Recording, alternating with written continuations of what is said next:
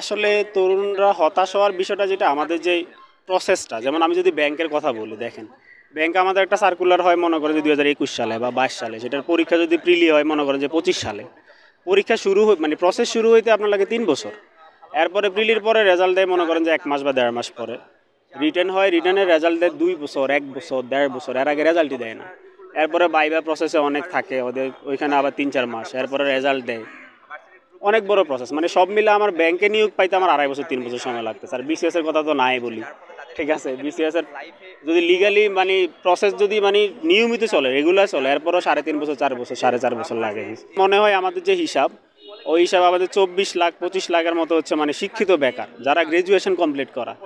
তো এদের জন্য আসলে বিশাল লেভেলের আমাদের একটা কর্মসংস্থানের দরকার। সরকারের অবশ্যই ওইদিকে মানে নজর দেওয়া উচিত, কিন্তু তার আগে আমরা যে যারা প্রসেসের ভিতরে আছে, যেমন 46, 47 বিসিএসগুলা, ব্যাংকের পরীক্ষাগুলা, ব্যাংকের মনে করেন যে এখনো হচ্ছে 21-এর যে সার্কুলার হয়েছে, ওটার এখনো রেজাল্ট দেওয়া বাকি, 2টার নিয়োগ হওয়া বাকি। 22 সালের সার্কুলার হয়েছে, ওটার পরীক্ষা বাকি। 23 ভিত্তিক সার্কুলার দিয়েছে, ওইগুলো তো কখনো হবে আল্লাহ জানে।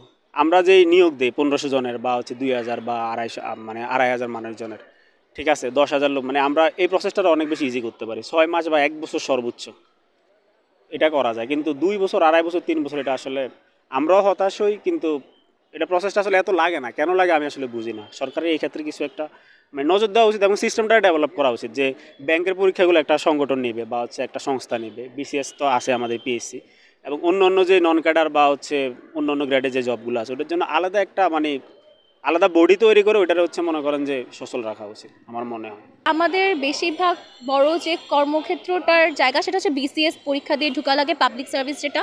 এটার বাদে খুব একটা বড় কর্মক্ষেত্রে ঢোকা যায় না। আর বেশিরভাগ ক্ষেত্রে হচ্ছে দুর্নীতি। একটা চাকরিতে ঢুকতে হলে 10 থেকে 20 লাখ টাকার মতো ঘুষ দিয়ে ঢোকা লাগে। তো ওইটা অনেকে অ্যাফোর্ড করতে পারে না, লাইক সারা জীবনের সঞ্চয় মিলেও হয়তো বা সেই চাকরির খরচের যোগানটা দিতে পারে না। তো ওই আর কি, এভাবে করে হচ্ছে স্বজনপ্রীতি, করাপশন সব কিছু মিলে হচ্ছে কর্মক্ষেত্র দিন দিন কমছেই। আর বিসিএস এর মাধ্যমে হচ্ছে চাকরির বয়স পার হয়ে যাচ্ছে। এই যে কোটা আন্দোলন হলো, কোটার মাধ্যমে অনেকে আবার বেশি পাচ্ছে, এখন তো সেটা আর নেই। তো আর কি, সব কিছু মিলে কর্মক্ষেত্রের ব্যাপারে অনেক চাপ সৃষ্টি হচ্ছে, কারণ হাজারে হাজারে শিক্ষার্থী বের হচ্ছে, কিন্তু সেই তুলনায় কিন্তু খুবই কর্মক্ষেত্র কম।